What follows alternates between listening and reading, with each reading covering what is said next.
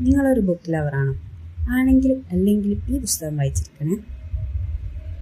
Ikigai, സന്തോഷത്തോടെ ജീവിക്കാനുള്ള ഒരു ജാപ്പനീസ് സീക്രട്ട്.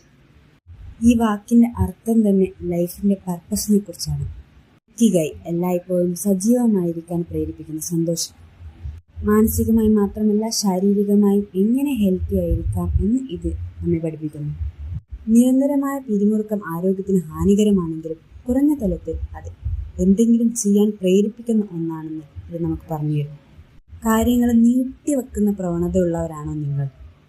അത് കഴിയട്ടെ ഇത് കഴിയട്ടെ എന്ന് വിചാരിക്കുന്നവരാണോ നിങ്ങൾ? അങ്ങനെ ഒരവസ്ഥയില്ല എന്ന് ഈ പുസ്തകം വീണ്ടും വീണ്ടും പറയുകയാണ്. മനസ്സിനെ ശാന്തമാക്കുക, ഒരൊറ്റ കാര്യത്തിൽ നമ്മുടെ ശ്രദ്ധ കേന്ദ്രീകരിക്കുക.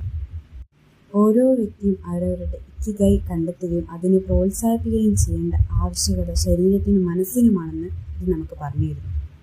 വ്യക്തമായ ഒരു നിലപാട്, അതിലൂടെയുള്ള അതിജീവനം. ഇത്രയും മനോഹരമായൊരു ഇൻസ്പിറേഷൻ നമുക്ക് വേറെ എവിടെയും കിട്ടാനില്ല. നിങ്ങൾ ചെയ്യുന്നത് എന്ത് തന്നെയായാലും അതിൽ നിന്ന് വിരമിക്കരുത്. Never give up. ഈ നിമിഷത്തിൽ ജീവിക്കുക. നിങ്ങളുടെ ആദ്യത്തെ ചുവടുകൾ നിങ്ങൾ നിർബന്ധമായും എടുക്കുക.